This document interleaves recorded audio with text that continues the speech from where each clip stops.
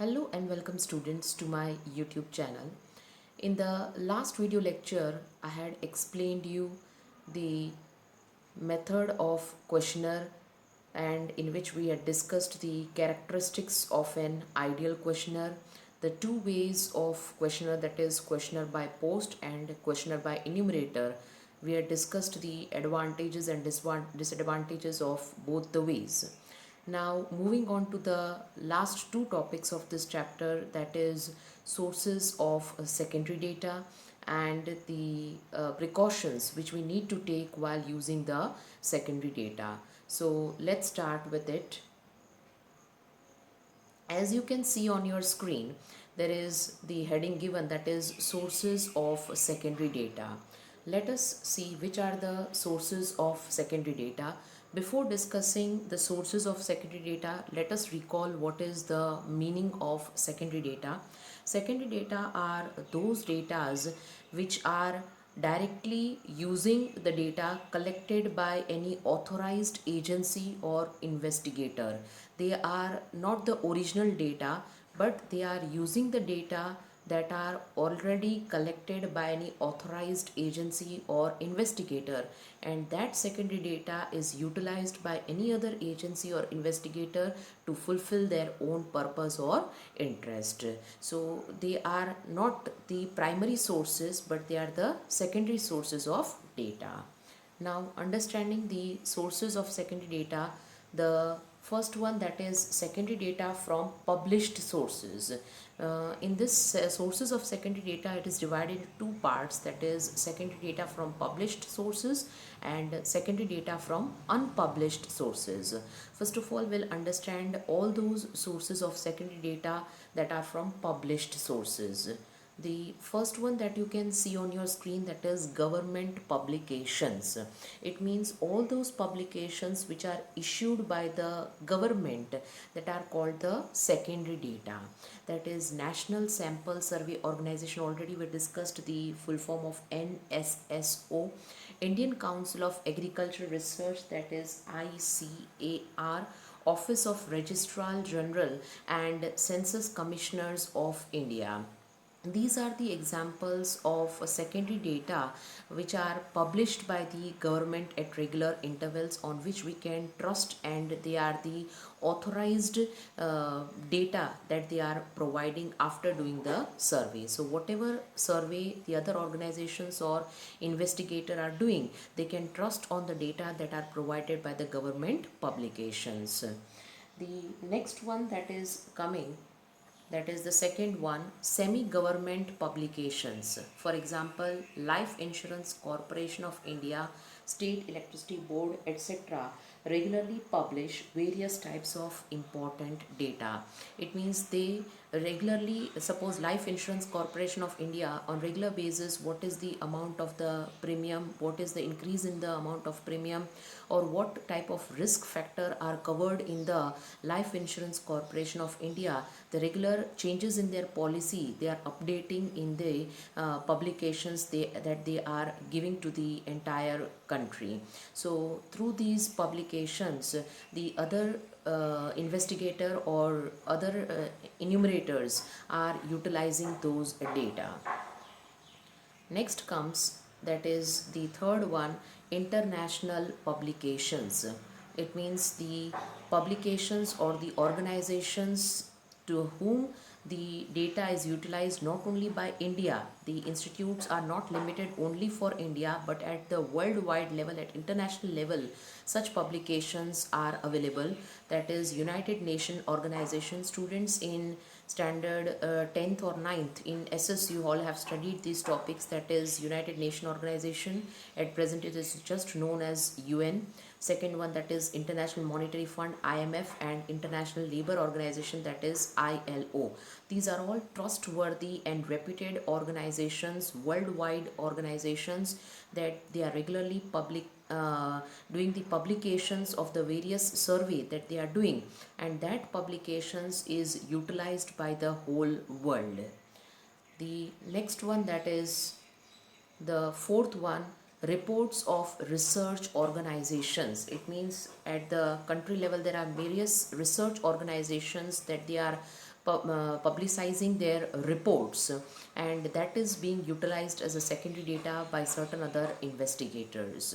There are examples given it to you, that is Ahmedabad Textile Industries Research Association, Salt and Marine Research Laboratory at Bhavnagar, Institute of Economic Growth at Delhi provide data in their publications.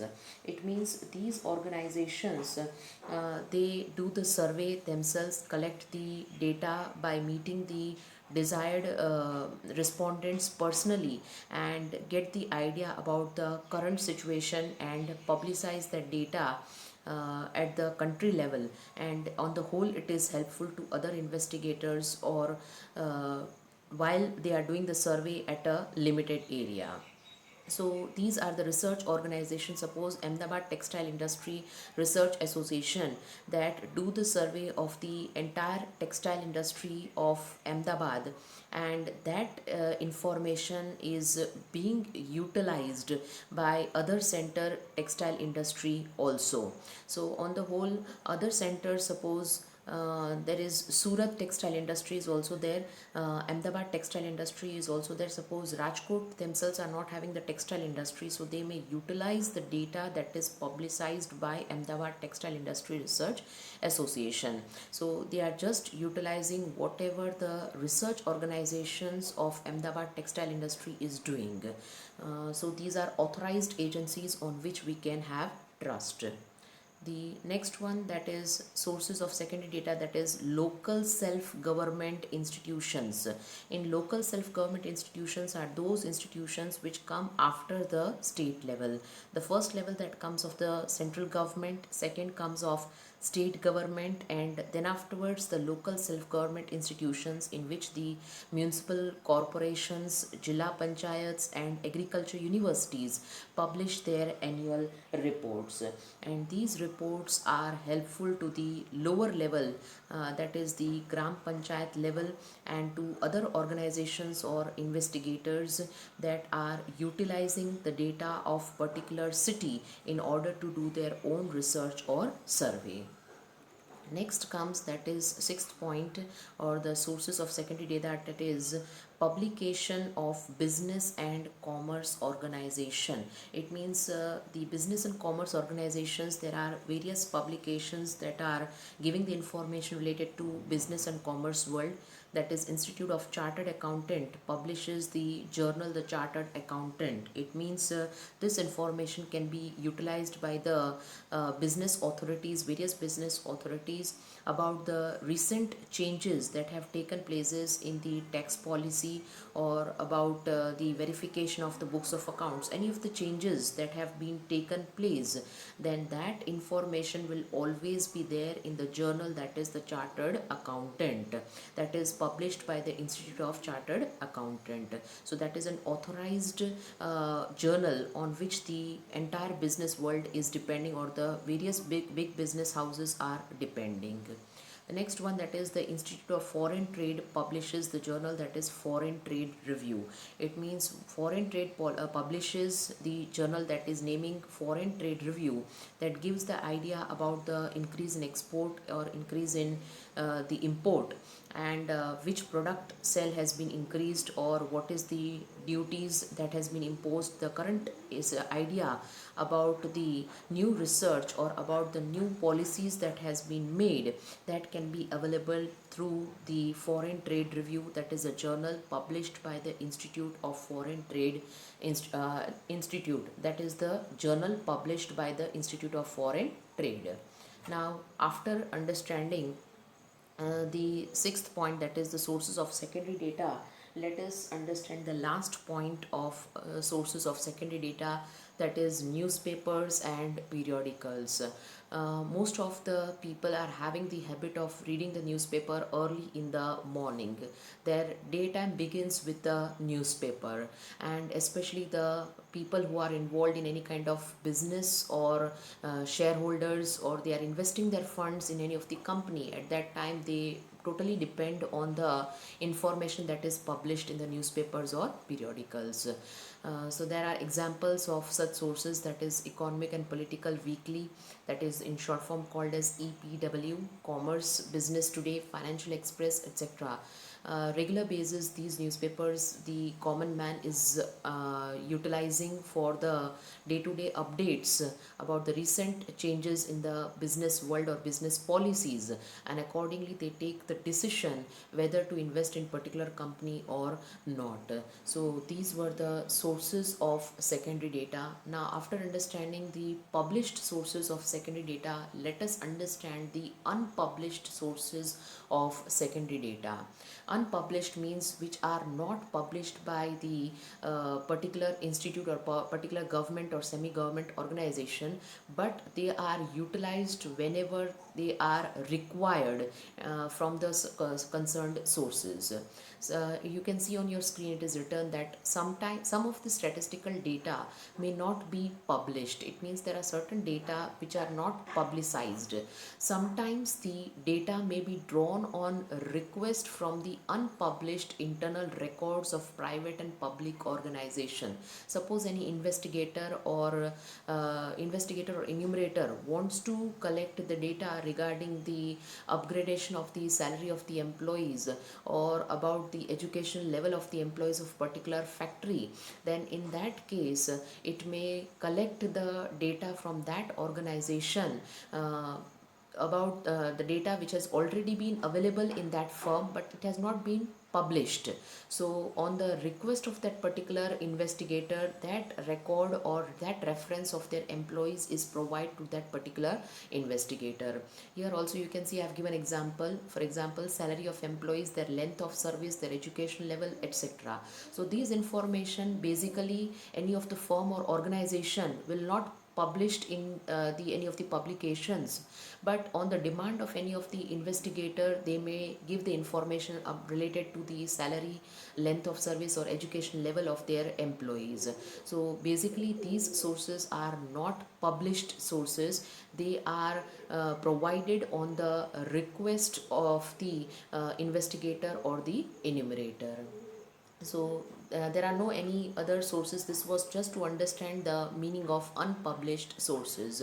Now after understanding the sources of secondary data, that is the published sources and the unpublished sources, let us understand what precautions we should take while using secondary data, because they are not the first hand sources. We are not directly contacting the respondent and getting the correct information. So whether to trust on this secondary data or not, for that we have to take the basic precautions, and this topic is the last topic of your chapter. So let's start and understand which are the precautions which we need to take while using the secondary data.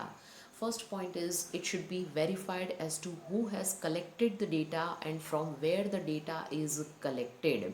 It means first thing, before utilizing the secondary data, we should verify that from whom we has collected the data.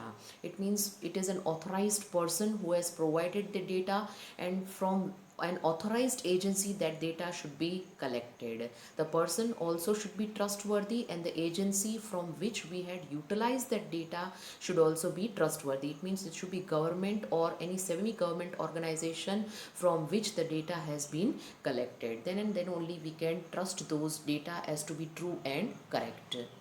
The next point is the purpose of collecting data must be relevant to the purpose of study, otherwise the data will be of no use. It means the data that we had collected for our purpose, then that data should be relevant to our purpose of study. It should not be, suppose if we want to get the idea, if we want to do the survey about the labor union of the country, then if we collect the data from the United Nations organization, then we'll get many of the data from the United Nations organization. But particularly if we want to get the data about the labor union, then we have to collect the data from an authorized agency, that is International Labor Organization. So for which purpose we are collecting the data, from that particular area only, or from that particular publication only, we should get the relevant data. So the purpose of collecting data must be relevant to the purpose of study, otherwise the data will be of no use. The third point, that is the collected data must not be too old. It should be relevant with the current time period. Suppose, for example, price of grains, gold, or petrol. If we are collecting those data from the newspapers of last 6 months, then currently the prices may be totally different. So if such data which are old and that data we are utilizing in our survey, then our motive of survey will not be fulfilled. So the data that we are collecting should be the current data or the current time period only. Next, fourth point is, before using the secondary data, the matters regarding scope of the data, region for which the data are collected, and definition of the terms used in the data should be ascertained. It means before utilizing the secondary data, we have to think over the scope of data. It means to which area that data is applicable. Suppose we are collecting the data about from the Jilla Panchayat or the local self government, and we are applying that data at the state level, then naturally the scope of data is not covered in case of utilizing those secondary data. The second one is region for which the data are collected, and the definition of the terms used in the data should be ascertained. Region for which the data are collected means the area to which it is applicable.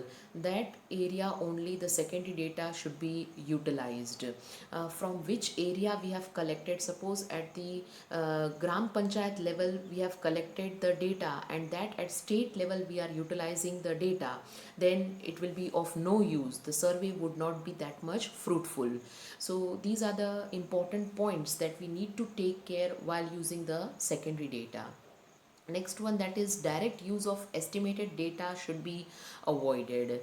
We should only trust the data that has been publicized by any of the authorized agency. Any of the estimated data should be avoided for the direct use. Because if we are utilizing any of the estimates, then estimates may not be proving to be correct every time. So our investigation may not be successful and we may not get the fruitful result. So estimated data should be avoided. Next one, that is the method of collection of data should be known so that investigator becomes familiar with its advantages and disadvantages. The method of collection of data should be known so that the investigator should be aware about which method of collection of data that we are utilizing. Suppose we are utilizing the method of questionnaire or method of questionnaire, or we are utilizing the primary data, or we are utilizing the secondary data. Suppose in case of primary data that we are utilizing the direct inquiry method, then we must be aware, or the investigator must be aware regarding the advantages and disadvantages of that particular method of collecting data, so that he can keep that disadvantages in mind, and accordingly whatever the data is helpful, that many datas only it may be utilizing for the purpose of study. So these are the precautions which we need to take while using the secondary data. So that's all for today students. We have completed the first chapter. Till now this was the last topic that was needed to be covered. In the next video lecture we'll be starting with the second chapter of statistics, that is a practical chapter. Till then, keep practicing. Goodbye students, take care, stay blessed.